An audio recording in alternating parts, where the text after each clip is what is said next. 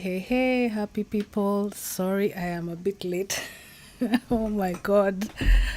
Oh my goodness. I am still tired. You guys will have to forgive me because um, I am still trying to figure all of this live streaming stuff. But at the same time, I am realizing don't do it when you're tired. But I have to do it because I didn't do it last Monday. But we are here now. Yeah, there was a bit of technical issues.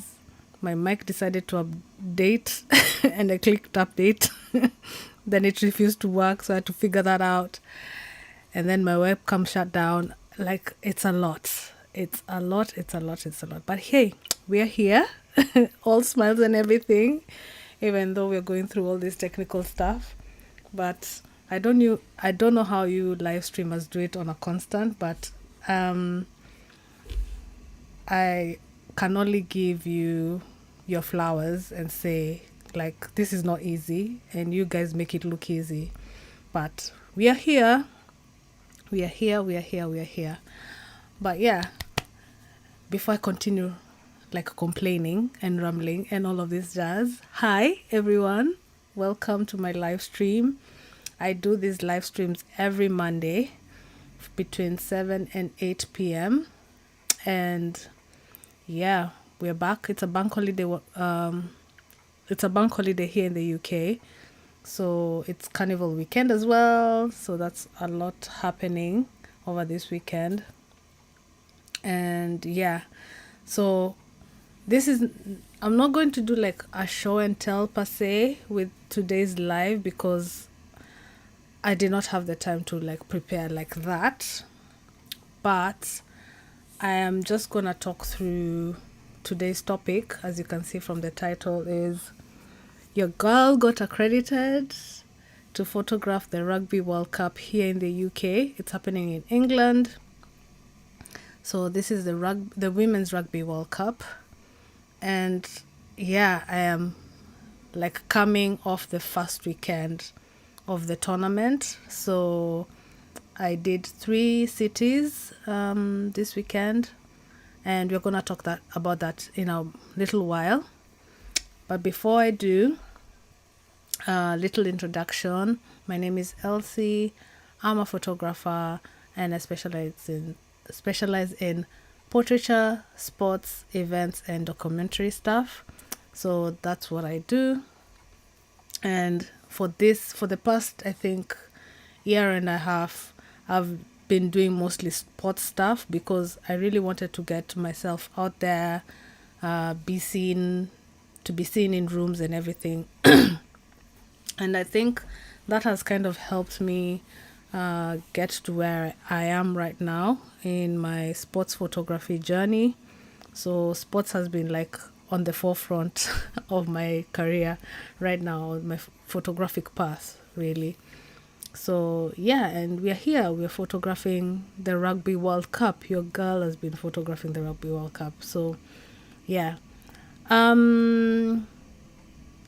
just want to say something before we continue. Is like, my connection with internet has been really bad the past 2 to 3 lives. So if I drop or dip, I will come back. If not, I'll keep recording and I'll upload the recording, this live session. But the thing is, with the live sessions, if you go on my channel, if I re-upload it, it won't appear on the live tab. It will appear on the videos tab. So in the live tab there'll be off sync. You'll see, like, I think one is missing in the live tab. It will be in the video section. That's why it's appearing there. And I don't know how to put it in the live section. Unfortunately, YouTube doesn't work like that. So yeah, that's probably something YouTube can look into. If it's a live session, can you move it to the, I don't know. That's just me. But yeah, so that is that. So this session for today, just to put it out there, I'll be all over the place because I'm literally coming up from a high, a very, very adrenaline filled high, the excitement of the World Cup and all of this. and I am also super tired as well. Yeah, so my mind is like, I need to calm down. I need to calm down. But yeah, so where do I start? Yes, I will start with how I got here. I started photographing the PWR this past season, and with that I knew I needed to get myself out there and photograph a lot of sports stuff. And I think that kind of helped as well with regards to me being accredited. I don't know what they saw, to be honest. I honestly do not know what they saw for me to get accredited, but I know it certainly helped me being out there, putting myself out there and photographing sports as well. And then also putting myself up for like big tournaments like the Six Nations, like applying accreditation for that and getting them. Some I didn't get, but I fought for and I got in as well. And I think it's that little bit of being delusional with one's belief, because it's a thought that I've been having lately. Like, you need to be a bit delusional, thinking that you can do something and putting yourself out there, and yeah, and things happen, and then yeah, later on you take stock and you're like, actually that did happen, and you're shocked, but yeah, that's what happened. So I put myself out for photographing a few of the PWR matches, all the way to the final at Saracens, and then also Six Nations. I photographed, I think, how many games? I think I photographed only one of the Six Nation games this season because I could not travel to the other ones. And yeah, I think that was kind of it, and doing other stuff, I guess. But and then I just applied for the World Cup, obviously with help of Suze. Thank you, Suze, from Epic Action Images, which I think the name is gonna change. She was letting me know the other day. But yeah, I just put my application down and I just waited. And in May, like literally 5 days before my birthday, I got the news that I got accredited for the Rugby World Cup. I was so happy.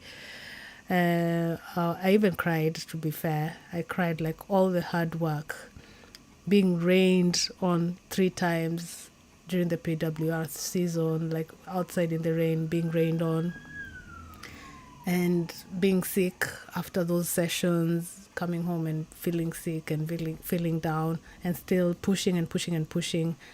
And then, yeah, all of a sudden I get the news that I got accredited. Yeah, it made me a bit emotional and it made me teary. And then fast forward like a month or two later, I got all of the matches that I applied for, I got them. And then I added one more, and that was the one in York, because how I was planning to do the World Cup is because I'm doing this out of pocket. I'm not even being commissioned or anything by anyone or being paid by anyone. I'm just doing it for the love of the game and the love of me being a photographer. And when I was planning my journey, I knew I had to go to Sunderland, and I actually bought the ticket for Sunderland just in case I didn't get the accreditation, because I knew that was the opening game and it was going to be a busy one, and it confirmed when I went there.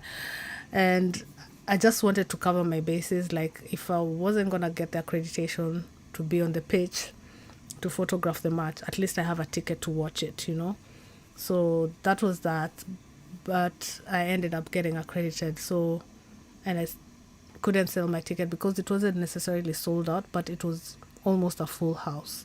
So to be fair, I don't mind like losing that money. It's for a good cause.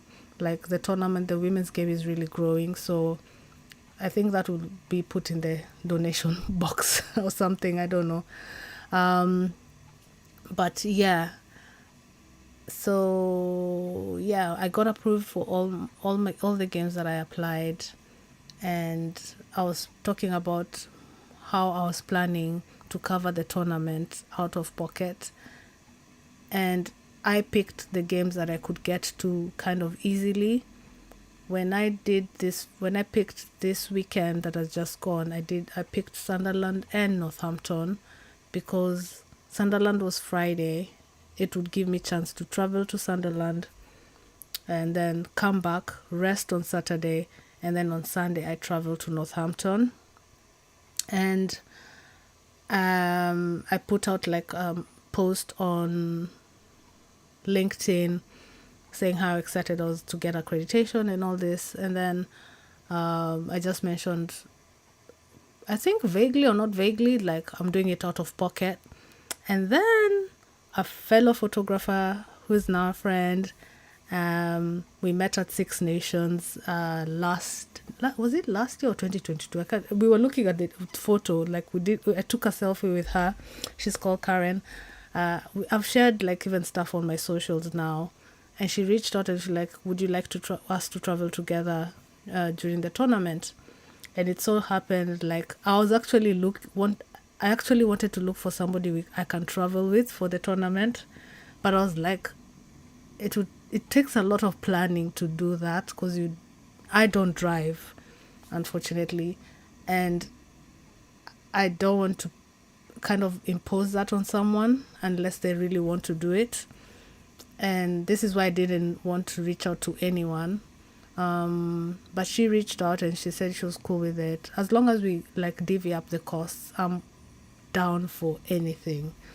So, and then it worked out, and that's what we did. We ended up traveling to Sunderland together. But before we made that decision, like, she didn't get Northampton and I didn't apply for York. But luckily, you can still go on your application and request for games. And that's what I did. So I requested for York because she had York and I had Northampton. So we both requested for those games. Or rather, she was on the waiting list for Northampton. Yeah. And I went and I got it. I got York as well. So it made our travel planning much, much easier. Even though some of the stuff was coming through to us quite late in terms of planning, like accommodation and parking and traveling and all that jazz, because all the hotels in Sunderland were basically sold out, or they were super expensive. And the next town to get accommodation was either Newcastle, or if you're driving further away from Sunderland. In our case, once the Sunderland game ended, we had booked a hotel in Middlesbrough. So it's like an hour's drive from Sunderland to Middlesbrough. Stayed at the hotel, slept, woke up, and then drove to York. So, because the drive from Sunderland to York is quite long, and after a long drive from London to Sunderland, there was no way Karen could have done all of that. So, yeah, and it was a good decision even to kind of plan it like that. So, yeah, it was crazy.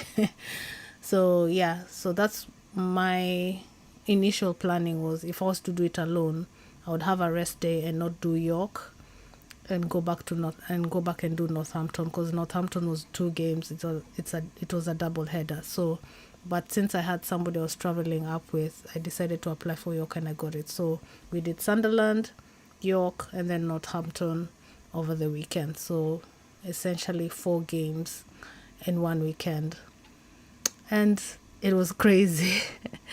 It was crazy. The drive up to, when you're starting to plan these things, you're super excited and you just want to get there and photograph the games and all of this.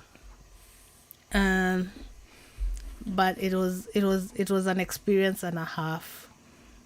The drive from London to Sunderland takes around 4 hours, 5 hours, if anything, on a good day. But we ended up driving for like 7 hours due to traffic and a lot happening along the route. Apparently there was like a motorsport thing happening. There was also Leeds Carnival happening. So everyone was going like up north to do all of this stuff. So yeah, so there were pockets of traffic, like 3 pockets of traffic on our way up north. And that kind of like lengthened the journey. And we sort of, for Sunderland, like what, at 9 in the morning? Okay, for me it was 8 because I had to go to like North London to meet her. So yeah, and then we get there, we get to Sunderland. We still don't have our accreditation. We had to go and collect our accreditation, which took a while.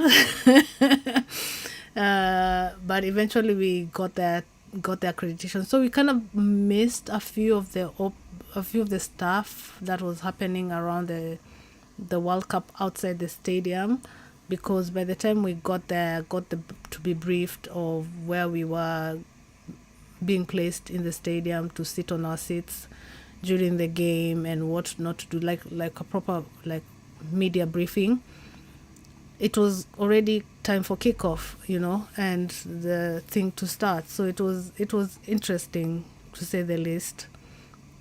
But the atmosphere around these games, like all the games that we have been to, like, is amazing. As in, the fans are amazing. They're making the tournament what it is. Like, I don't know, like the buzz around the tournament is just crazy. If you're in the UK, if you're in England and you're watching this, please buy a ticket.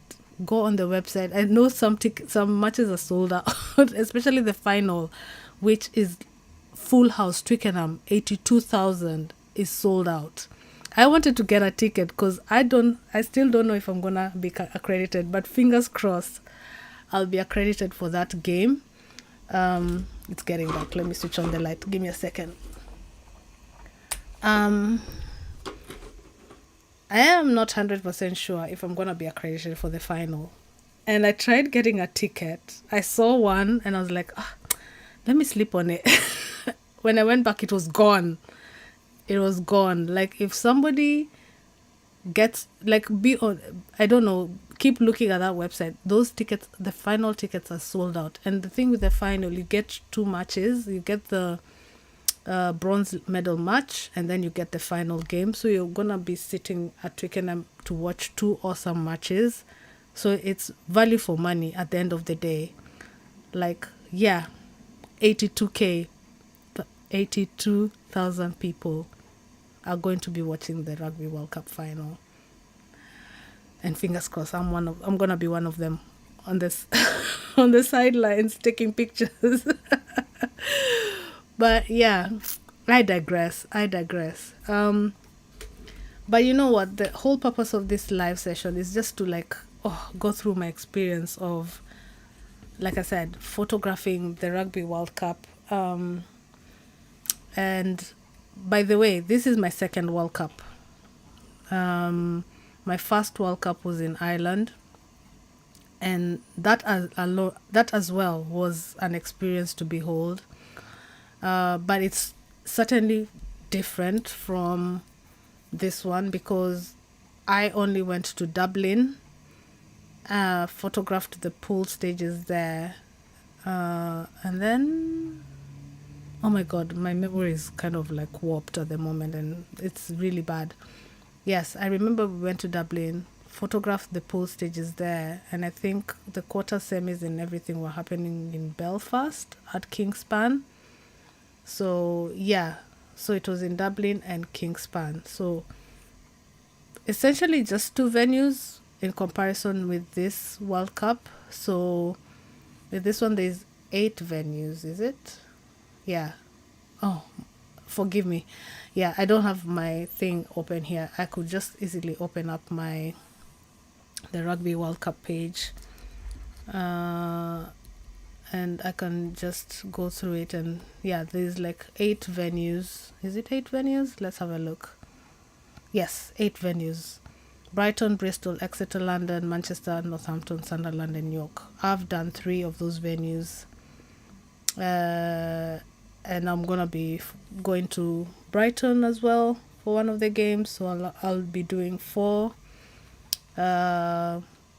Depending on how the teams place. For the quarterfinals, I might be going to Bristol, and the only venues I know for sure I'm not gonna go to is the venues are Manchester and Exeter, because they're too far for me to commute to, and it didn't align with how I was picking my games. And as I mentioned earlier, if I wasn't traveling with Karen, I picked venues I could get to easily with my planning. And yeah, Sunderland was very far off, but it's the only venue that had one game.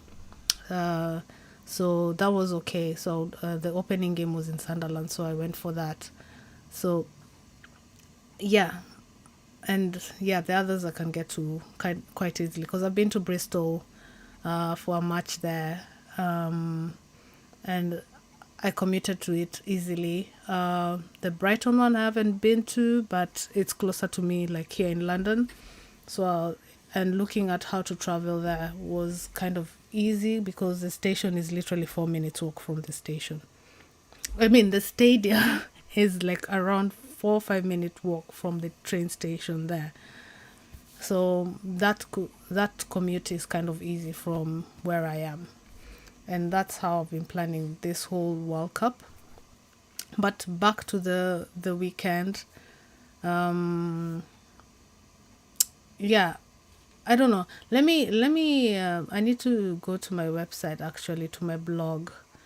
And before I go much more into my weekend, if you're here watching and you have any questions, please go to the chat box. I'll be monitoring that, and ask me questions. I'll be answering them live here. And if you're gonna be watching this back, I will you can leave your comments and everything on the comment section, and I will answer them as well, because I like reading your comments and everything. So yeah, I am going to go to my blog, and I'm going to look for something that I wrote a while back. I'm just searching for it.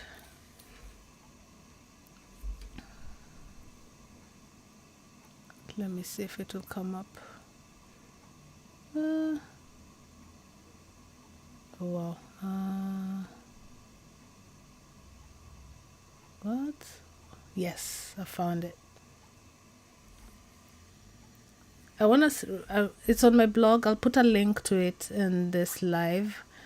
But for those who might not want to go and look for it, I'm gonna read an article that I wrote. No, a blog post, not an article. I'm not a journalist. I'm not a writer. I blog on my website. I have a blog section, so I blog. I haven't in a while, but yeah, I digress. Anyway, it's this is just a reflection for me. Like, the topic was, will I ever photograph a major tournament? That was the question I posed to myself, because of the way I was feeling then, with regards to how my sports photography journey was going. And I wrote a small disclaimer. I should start off by adding to the question the word again, because I have photographed a major tournament before. So I asked the question, will I ever photograph at a major tournament? So I've been reflecting on this question a lot lately. Just the other day on the Black Women Photographers Slack channel, I shared my desire to be at the Rugby World Cup in New Zealand, happening later this year. But the way the travel situation is right now, it is making that look like an impossible dream. Even before Rona, the likelihood of me traveling to New Zealand, as it is one of my bucket list countries to visit, even using sport as an excuse, looked very doubtful, but not impossible.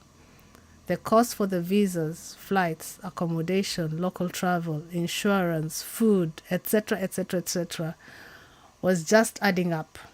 I know now I have to think about PCR tests and the likes to add that to the expenses list. And then I have a picture of me, a selfie that I took at Kingspan Stadium in Belfast just before the New Zealand-England game, the final. And then I continued to write. In 2017, when I traveled to Ireland, Northern Ireland, for the last Women's Rugby World Cup, I was literally planning it with days to go before my departure date. This was due to the fact that I was waiting for my accreditation to be approved before I could apply for my visa. At the time, as a Kenyan passport holder, I needed a visa as I was traveling to Dublin, Ireland, which is part of the EU. If I was only traveling to Northern Ireland, I would not need a visa as it's part of the UK. So just for context. Even then, when I was submitting my visa application, I needed to have done it like 2 to 3 weeks prior to my travel date. But I was literally submitting my application a week or so, and I was a wreck that week with worry because my accreditation was approved late. By the grace of God, my visa was approved the day before I was due to leave.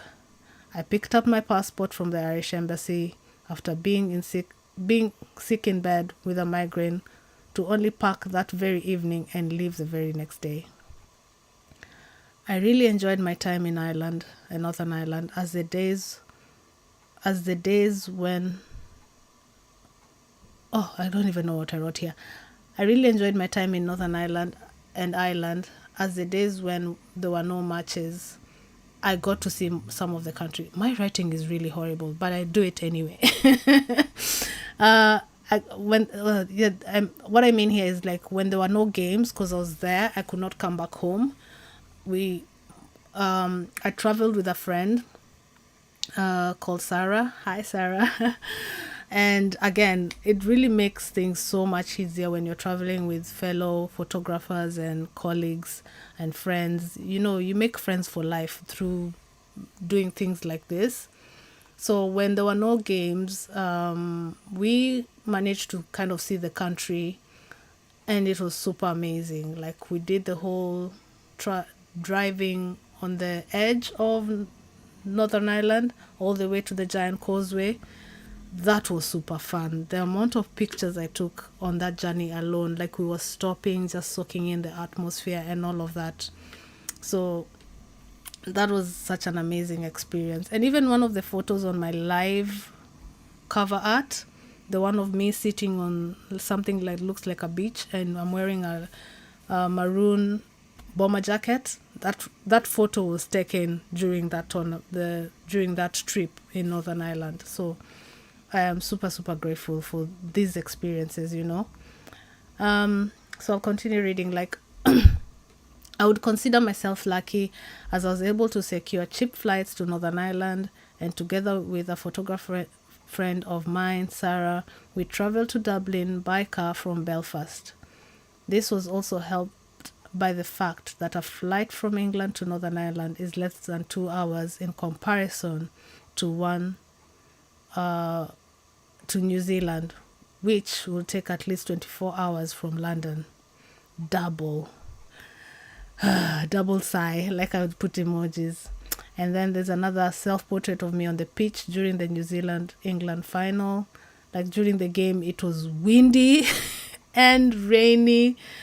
I covered my camera. I'm wearing a wind jacket that I bought literally like, I think that afternoon or the day before, because I didn't realize how windy Ireland and Northern Ireland is. And I'm so glad that I managed to get my jacket to protect me from the element. It was crazy. The weather was crazy, but well worth it. It was worth it. So anyway, last year I was glued to the telly as I watched the Olympic Games in Tokyo, Japan, another country I would like to visit. And I was reflecting on this question as well, as I would really like to be a photographer at an Olympics in my lifetime, even if it was just to photograph the general atmosphere surrounding the games. However, with this, unless I'm commissioned by the IOC of the country I'm representing, in my case probably Kenya, the likelihood of it happening is close to never. Then again, miracles can and do happen, so you never know. My dream might just come true, and I might find myself in France in 2024. It didn't happen. That France dream didn't happen. Maybe the next one, I don't know. Whilst I continue with my reflections, I am slowly trying to get back to photographing more women's rugby and other sporting events. As I take a break when I was studying for my MA, and then the pandemic happened. You never know, I might just end up photographing a major tournament or finding myself heading to New Zealand to watch the final of the Women's Rugby World Cup. Well, that didn't happen. That didn't happen. This, I think, I can't remember when I wrote this. This was a long time ago, 2023. No, that's a track back. Yeah, this was ages. I forgot to write dates on my blog post. I think I removed the dates, but this was, I think this was long time. And I'm sharing with you this post because, as you can see, I really wanted to photograph another major tournament. And even when I was writing this, like, England was not on my radar. But the Olympics was, the last World Cup was, the one in New Zealand were all on my radar. But it didn't materialize, it didn't happen. So I think with me missing New Zealand and me missing, like, going to the Olympics in Paris, which is literally next door to the UK, I kind of felt some type of way. And then when I heard England was announced that they were hosting the next one, because I had it kind of late, because, it, like I said, it wasn't really on my radar. I it's literally at my doorstep. Like, how am I gonna miss photographing this? And I put myself literally out there in the littlest way I could, because I'm kind of busy and I have other stuff, but I literally put myself out there. And here we are, just wrapped up the first weekend of the Women's Rugby World Cup, and I'm still in shock. I'm still in awe of what I've achieved so far.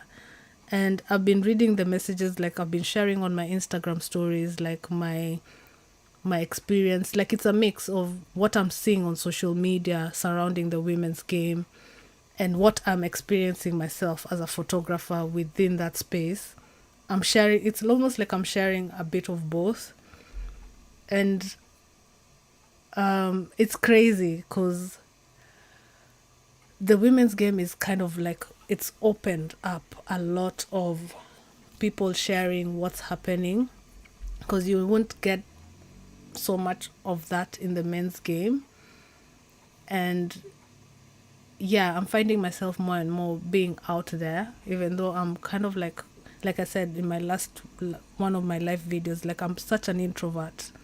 Like, I find certain spaces a bit overwhelming, and if I don't see a familiar person or a familiar face that I can engage with, I will just sit in the room and just sit and observe and not engage so much. But people might think like I'm coming off a bit rude, but that's just me.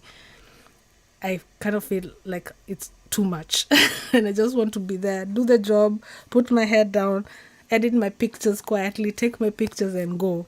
But I'm more and more coming out of my shell by being in the space, because the rugby space is really, really friendly from my experience.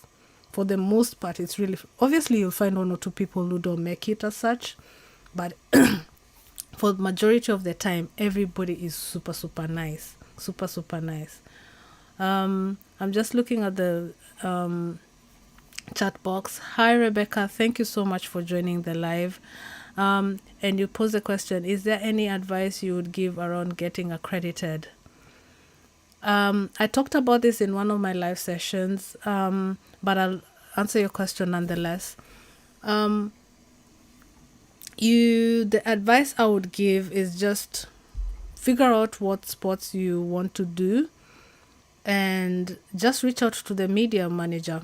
Like, if most most like major organizations have a media department.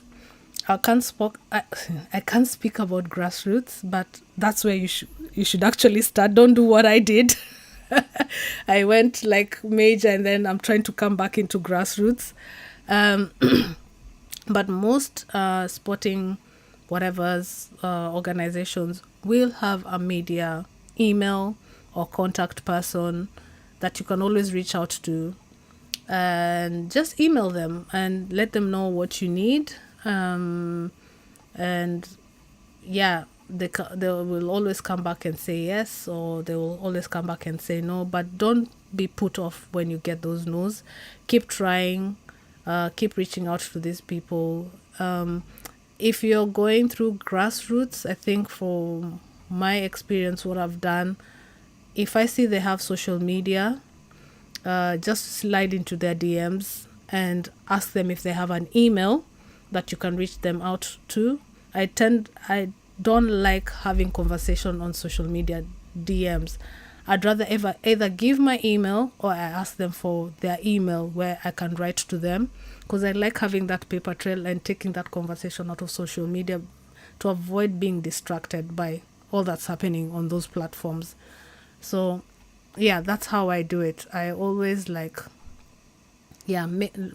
for the contact person or the contact email, and I just send an email, and I wait for an answer. And yeah, touch wood, I've been so lucky. Like every email that I've asked for access, I've gotten a yes.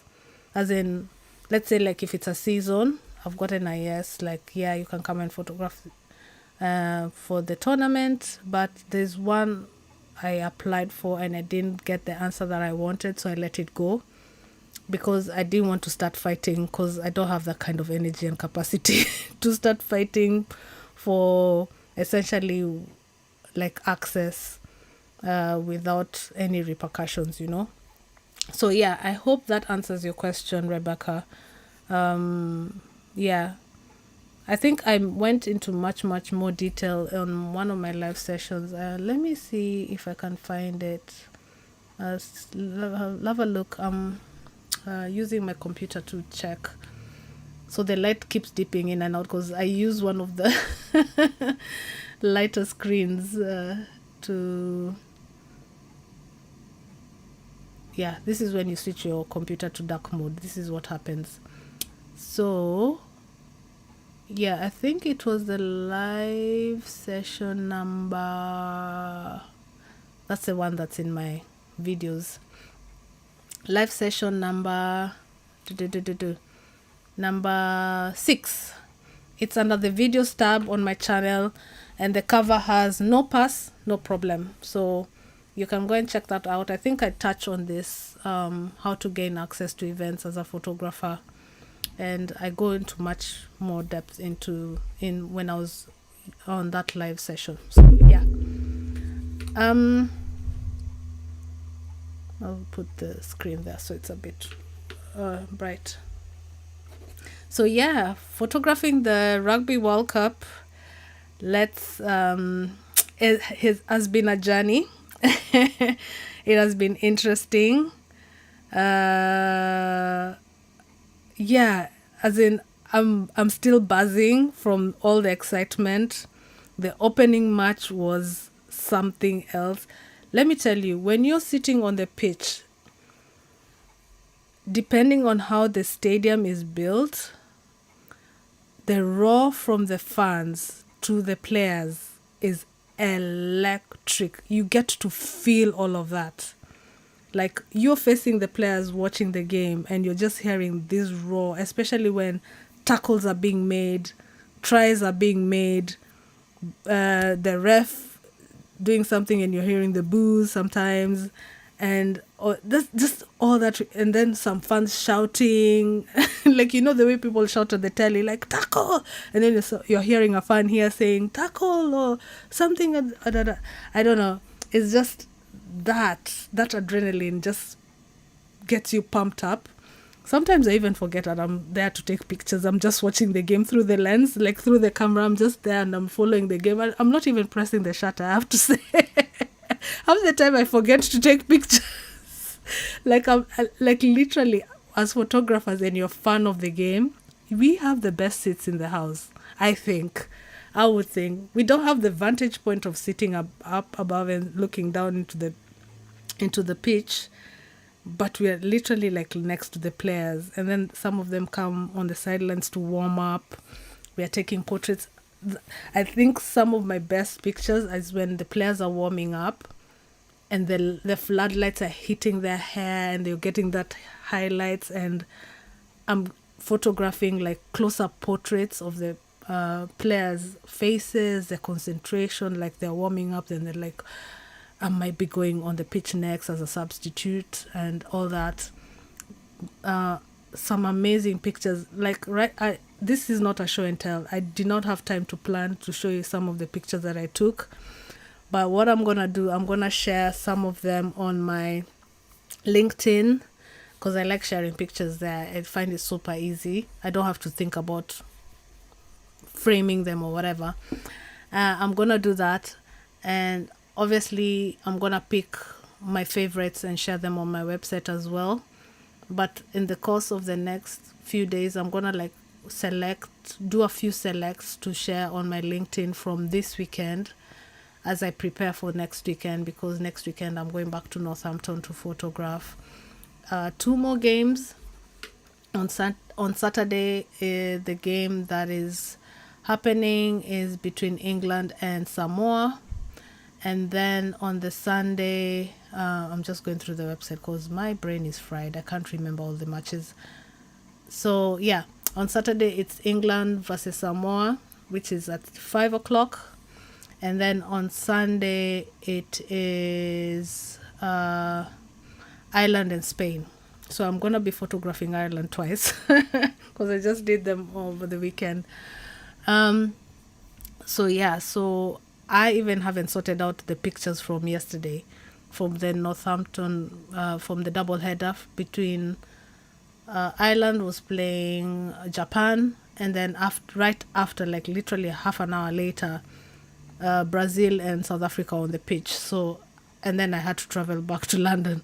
So I managed to download the pictures and then look for that one that I shared on social.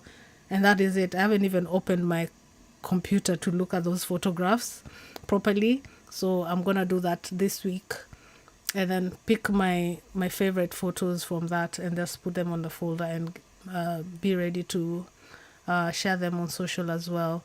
I am not fast. I have resigned to the fact that I'm not super fast when it comes to publishing some pictures. But I know that I need to file them, as some of the pictures from yesterday. I don't think I'm going to file those. I'm going to probably just file them as live images. I'm just going to put them on my, what is it called? On my portfolio with the agency and just leave them there. If they sell, they sell. If not, it's fine. But at this, they're there as archival pictures. But yeah, that's how I do it. Like every game, I do my picture selects and then I file them with Alamy. I've already spoken about Alamy before, and I did that for England. Like I think as soon as we got to the hotel, I sat down, picked my images and filed them. And then the next day for York, that's why I was sleeping so late, like at 3 a.m, because I was picking. You take so many pictures. I was looking for like the best ones so I can publish them. Yesterday, I just didn't have the energy to do that. So I'm going to sort those images out. And this is kind of my reality with regards to photographing these big games, because I'm doing everything. Some photographers are lucky enough to be hired by agencies. They don't have to do much. All they have to do is just pick the images, look for their favorites, and just send them. But I have to do, by everything I mean, take the pictures, select the ones that I like, as in the culling, edit them. Edit by meaning I have to add metadata. I have to put all the captions on the pictures, like who's the player, the key players in that frame. I have to put their names and what's happening in the photo and all of those things.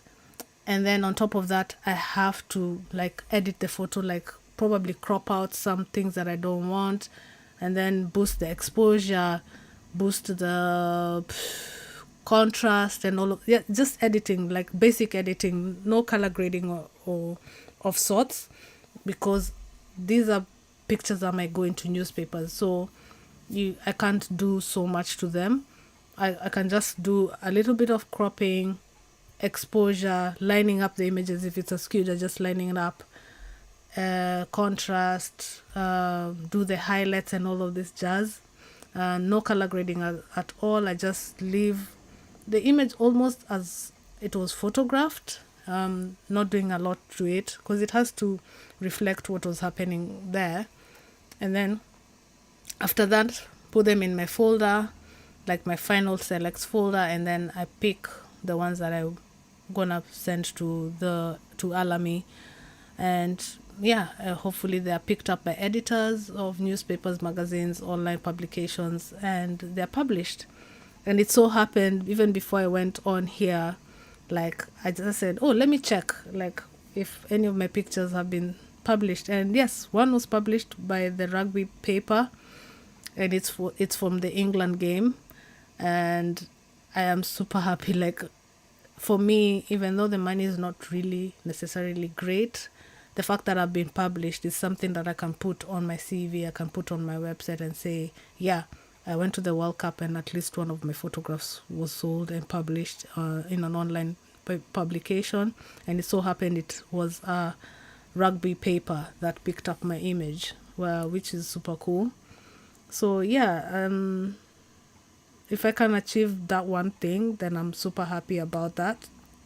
And wow, it's been a journey. I don't even know what else to say. I'm like all over the place at the moment. I'm literally all over the place. Like even before the beginning of this tournament, I was like, I said I was gonna be like an emotional wreck. Yesterday, during the Brazil South Africa game at the anthems, I was sitting on the sidelines of the pitch just photographing the teams when they lined up for their national anthem. Brazil went first. They sang their anthem and then the music stopped. The Brazilian fans that were literally like in front of them continued singing the anthem. I don't know the Brazilian national anthem. I don't know if they have so many stanzas. Like the Kenyan one has 3. But the fans, either they were repeating the same, because I wasn't paying attention, I was busy taking pictures, but the fans continued singing the anthem with no backing track in the stadium. You're just hearing the fans going. And because it's Brazil's first World Cup, I'm even getting teary remembering that. That energy, you could feel it in the stadium. I cried. I started crying out of nowhere. Through my bib in my shirt, you could just see me going like this. I was literally wiping down tears from my eyes. Like that. If you have time, that game was televised. Let me look. If you have time, just that bit, you can see why I cried. Let me tell you, it was televised. I think it's on iPlayer, BBC iPlayer. Just go and look for the South Africa Brazil game as the anthem is sung. Please come back and leave a comment and tell me you did not shed a tear. If you did not shed a tear, I don't know, something must be wrong with you, but please come back and leave a comment and tell me if you shed a tear, because I was emotional. I was a wreck after that. Like, yeah, that alone right there was something else. And you can imagine that's kind of the atmosphere that's happening. And then the game itself was electric. Okay, all the games were amazing. All the games were amazing so far. All games have been amazing so far. I haven't watched the other ones that were happening, like in Manchester and in Exeter. I haven't had time to watch them, and I'm gonna watch them back, even though I know the score, but I'm still gonna watch them back for what it is. But man, yeah, I am still buzzing. I am still buzzing from this, and I am just super grateful that I'm able to be in the space to document this tournament, because yeah, if anything, I was insisting, like, with whoever is approving all these accreditations, it's like, if there are any women who apply, please give them the space to come and document the tournament, because it's one of those, it's unfortunately, rugby is one of those spaces that you can't find many women photographers in the space, and also you won't find many women of color in the space. Unless I wasn't being observant, I can tell you right now, I'm just gonna go out and say it, I'm the only black woman covering the Women's Rugby World Cup. Like, from the pitch, taking pictures. As in, that alone is a lot to take in for me.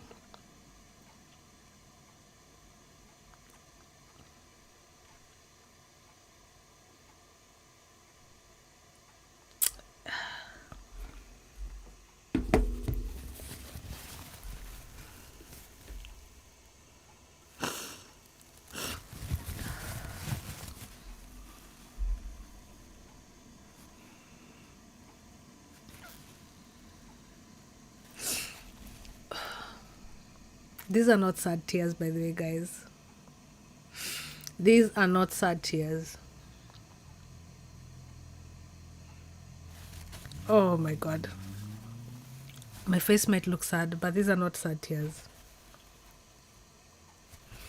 You see why I'm saying, when I put that thing, like I should carry tissues, that I'll be an emotional wreck by the end of this tournament, I meant it. And even I was chatting with somebody on like Instagram and telling them, my eyes need a rest. I'm tired of crying. I'm tired of crying. Oh my days. Oh. These are not sad tears. These are happy tears. These are happy tears.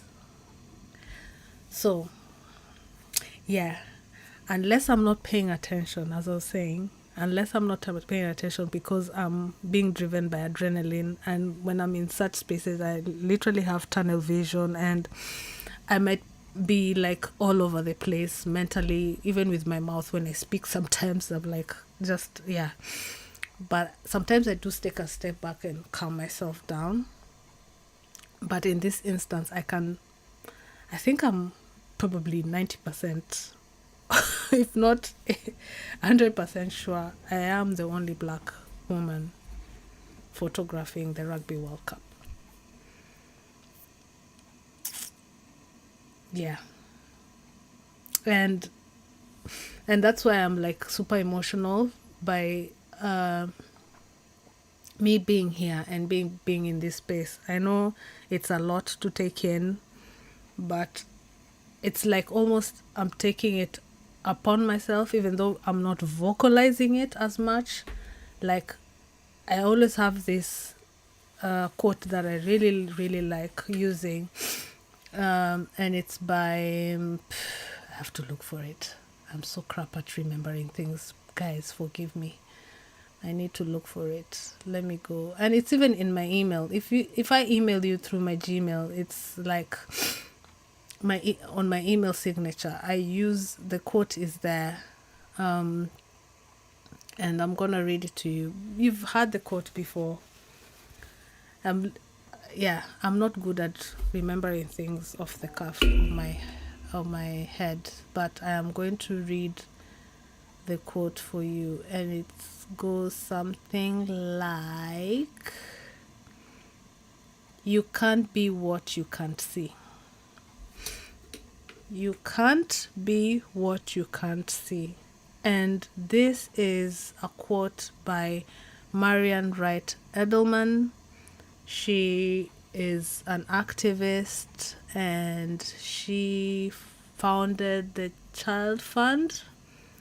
So, yeah, go and read all about her. Amazing woman. But this quote by her is literally me being at the Rugby World Cup. Like, you can't be what you can't see. Like, I want young girls to see women on the sidelines documenting a women's game. And I also want young black girls or young girls from underrepresented, the wording here, these days you have to be careful with the wording, underrepresented communities to see me in such a major global tournament, that's been televised all over the world, being watched by millions. Obviously, you won't see me. I'm on the sidelines taking pictures. People are focusing on the players, as they should, because they've worked hard to be there. But also a reminder, there are people behind the scenes working super hard to make sure that this tournament is being shown out there to a lot of people. And part of the crew, so to speak, are people like me, photographers, like with those images being out there, being published and being showcased, like showcasing the women's game, and all of that jazz. So it's a lot to take in. It's heavy, especially for me, because I don't like sometimes voicing it out like that in public, or certainly in private I've voiced it to a few people. But I am always conscious of when I'm in this space and taking stock, like I'm the only one there. In some instances, I can be the only one in the room, and it's a privilege to be there, and of which I am super grateful for. So gosh, this is a lot. When I'm taking stock right now, and I'm really like giving myself grace with regards to this as well, and just making sure when I'm out there, when I'm documenting myself also in the space, as well when I'm photographing the players and the atmosphere surrounding the games, I also need to remind myself not to forget to document myself in the space. That's why, as you can see with the cover art for this live, once it goes up, it's me documenting myself in front of the signage of the Rugby World Cup, with holding my accreditation with pride, because I worked super hard for it. And and I think I'm gonna end my rambling with something somebody sent me on social media. I'm gonna pull it up on my phone and read it, because it sent me again. I started crying. I literally started crying, because I was like, what is going on? Like, I've been meeting amazing people throughout the tournament, and I know I'm yet to meet many more and make awesome connections. But I just want to wrap up this live before I go off tangent, as I like to talk, and sometimes I talk a lot of rubbish. But I hope this live have I really shared about my weekend? You can just see in my excitement. It was good. But let me wrap this up, because I'm tired and hungry, and it's been a long day, and I still need to edit pictures. But we're over the 1 hour mark of my live sessions, and I just want to wrap it up. So I met this young girl. I'm going to mention her name. She's called Shani. At the press briefing, there were some young, there was a group of young photographers, I think, because they had the photo bibs, going through a program, and they were like given access to the games yesterday in Northampton. I can't remember that. I don't want to make a mistake and name something wrong, so I'm not gonna say it's one of these programs to encourage young people to get into like photography, arts, and stuff like that. I can't remember the name of the program, so I don't want to go wrong.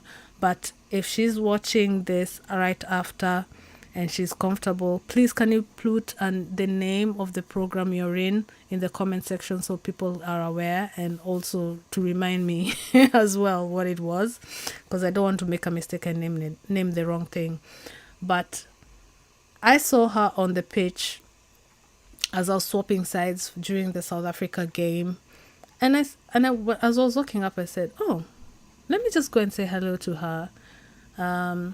She is a woman of color, young lady, and I approached her and just said hello, and we exchanged a few words. I can't remember what exactly I said, but clearly whatever I said made an impact. And when we connected on social media, we did take a selfie, but she did ask me not to share it. But for now, because she's not yet comfortable putting her face out on social media, which is okay. But today morning, she sent me this message. And once I read this message, I'm going to wrap up this live. So yeah. Hi Elsie, I just wanted to thank you again for coming over and taking the time to chat with me yesterday. It really meant a lot to connect with another woman of color in this space. It's actually the first time I've had someone reach out to me like that. Your support and openness were both reassuring and inspiring, and I'm grateful for the connection. I've had a look at your work, and I truly admire the work you're doing to uplifting and create space for Black women in photography. I look forward to crossing paths again soon. Kind regards, Shani.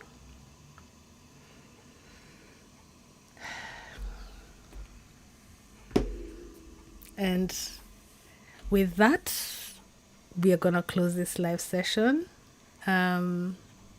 I might be back with the next one. I'll prepare really well and probably share some of my favorite images.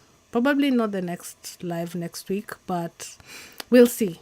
I'll plan it ahead and we'll talk about it. Unless you want to see something else from me, you can leave a comment down below and I'll figure out a topic for next week. But I'll see if I can prepare some of my favorite images and just quickly talk through them through the live session for next week, hopefully.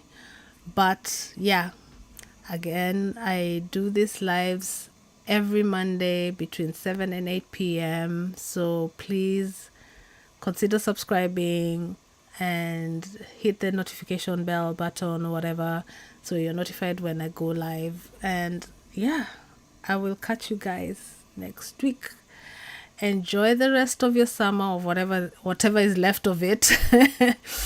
And have a nice and lovely week, and I'll catch you guys next Monday. Let me go before I start crying again. Bye. Bye.